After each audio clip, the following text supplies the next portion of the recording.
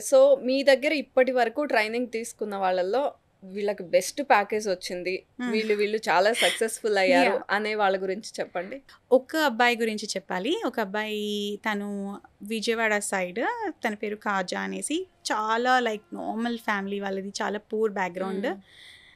వాళ్ళ డ్యాడీ తాపీ మేస్త్రి అనమాట. హ్మ్. హ్మ్. ఓకే. సో, అంటే మొత్తం గవర్నమెంట్ స్టడీస్, గవర్నమెంట్ స్కూల్స్‌లో చదివి ఫ్యామిలీని సపోర్ట్ చేయాలనేసి ఎగ్జామ్ రాద్దామని స్టార్ట్ చేసినప్పుడు అసలు తనకి ఇంగ్లీష్ కూడా వచ్చేది కాదు. ఏమైనా డౌట్ అడగాలంటే నోరు కూడా తెలియేది కాదు.